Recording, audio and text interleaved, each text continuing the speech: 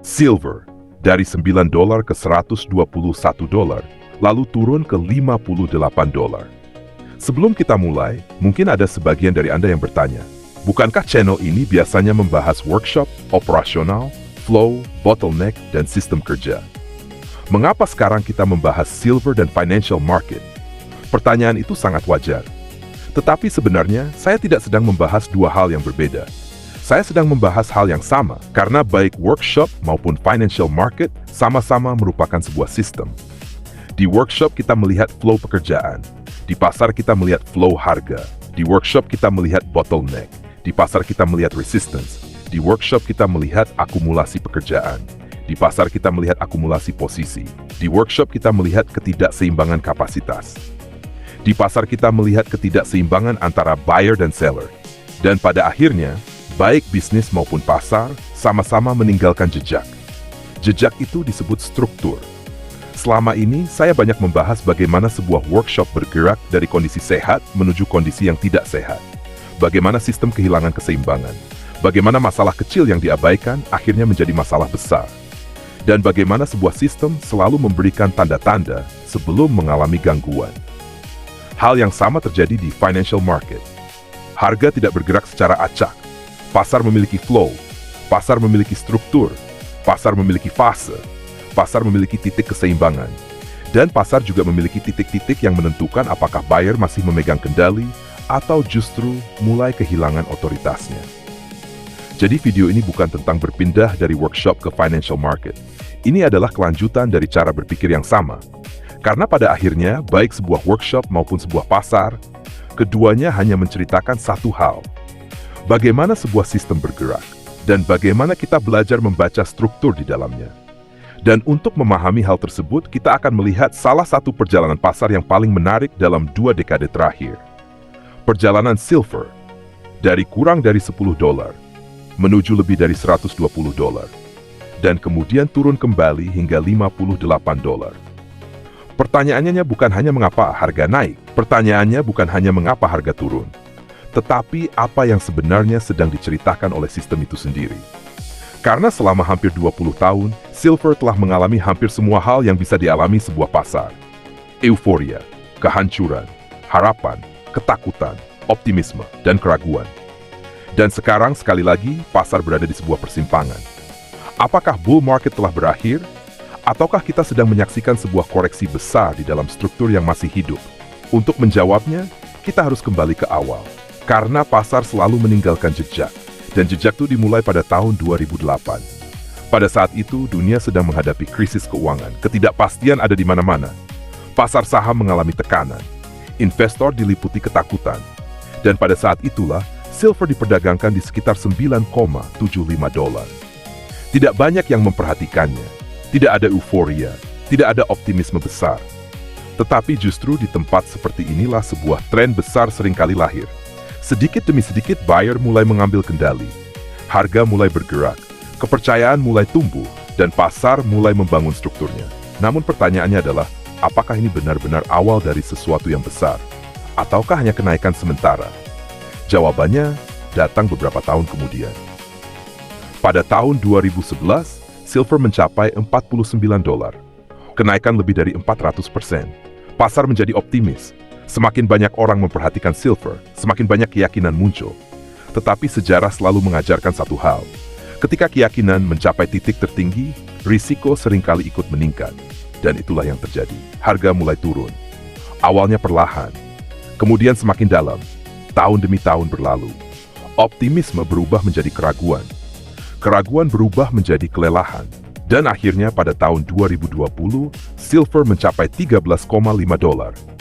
Banyak orang percaya bahwa cerita silver telah selesai, tetapi sistem seringkali memberikan kesempatan ketika mayoritas mulai menyerah.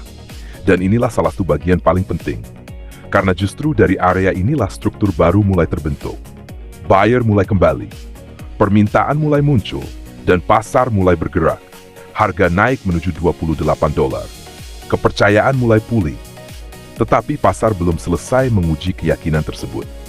Pada tahun 2022, silver turun menuju $18,25. Seller mencoba mengambil alih. Tekanan kembali muncul. Dan inilah pertanyaan yang harus dijawab pasar. Apakah buyer telah kehilangan kendali? Ataukah seller hanya sedang menguji kekuatan mereka? Karena jika harga kembali menuju di titik terendah sebelumnya, struktur bisa berubah. Tetapi itulah yang tidak terjadi. Seller gagal menciptakan titik terendah baru. Buyer bertahan. Dan sistem menunjukkan bahwa keseimbangan belum berubah. Hal yang sama sering kita lihat di sebuah workshop. Ketika tekanan meningkat, sistem yang sehat akan bertahan. Tetapi sistem yang lemah akan runtuh. Dan pada saat itu, silver menunjukkan bahwa struktur utamanya masih sehat. Apa yang terjadi setelahnya bahkan mungkin mengejutkan banyak orang. Silver tidak hanya naik, pasar memasuki fase ekspansi. Harga bergerak dari $18 menuju $121. Kenaikan lebih dari 500%. Pasar terlihat sangat kuat, optimisme kembali muncul, keyakinan meningkat. Banyak orang percaya bahwa kenaikan baru saja dimulai. Tetapi disinilah pertanyaan berikutnya muncul. Apakah sebuah sistem dapat bertumbuh tanpa batas? Apakah sebuah workshop dapat terus meningkatkan kapasitas tanpa tekanan? Apakah sebuah pasar dapat terus naik tanpa koreksi?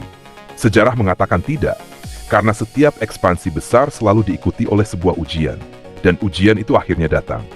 Harga mulai turun, sedikit demi sedikit, kemudian semakin dalam, dan pada bulan Juni 2026, silver mencapai $58,58. Penurunan lebih dari 50% dari puncaknya. Bagi sebagian orang ini adalah kehancuran, bagi sebagian lainnya ini adalah peluang, dan pasar kembali terbelah. Sebagian mengatakan bull market telah berakhir, sebagian mengatakan ini hanyalah koreksi. Tetapi siapakah yang benar? Untuk menjawabnya, kita harus kembali kepada struktur. Karena pasar tidak selalu bearish ketika harga turun, dan pasar tidak selalu bullish ketika harga naik. Yang paling penting adalah siapa yang masih memegang kendali. Harga $58 memang jauh di bawah puncaknya. Tetapi harga tersebut masih berada jauh di atas $13. Masih berada di atas $18. Artinya struktur jangka panjang belum sepenuhnya rusak. Namun pasar saat ini berada pada area yang sangat penting. Jika buyer mampu mempertahankan area ini, maka sejarah mungkin akan mencatat fase ini sebagai koreksi besar. Tetapi jika area ini gagal dipertahankan, maka karakter pasar dapat berubah. Dan inilah mengapa trader profesional tidak hanya melihat grafik. Mereka membaca cerita di balik grafik. Karena setiap titik tertinggi adalah keyakinan. Setiap titik terendah adalah ketakutan. Setiap kenaikan adalah harapan. Dan setiap koreksi adalah ujian. Hari ini silver kembali berada di sebuah persimpangan. Kita tidak tahu bagaimana bab berikutnya akan ditulis. Tetapi kita tahu satu hal. Selama hampir 20 tahun, silver telah berulang kali mengajarkan bahwa pasar tidak bergerak dalam garis lurus. Pasar bergerak melalui siklus, melalui optimisme, melalui ketakutan, melalui keseimbangan, dan melalui perubahan. Dan mungkin pelajaran terpentingnya bukanlah tentang silver, bukan tentang dolar, bukan tentang komoditas, melainkan tentang bagaimana sebuah sistem bekerja. Karena baik sebuah workshop maupun sebuah pasar, keduanya memiliki flow, keduanya memiliki tekanan, keduanya memiliki bottleneck, keduanya memiliki titik kritis, dan keduanya selalu meninggalkan jejak bagi mereka yang mau membacanya. Pertanyaannya sekarang bukan apakah silver akan naik minggu depan, bukan apakah silver akan turun bulan depan.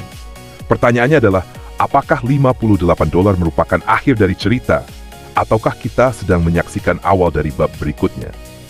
Dan seperti biasa, pasar akan memberikan jawabannya. Bukan melalui opini, bukan melalui emosi, tetapi melalui struktur itu sendiri.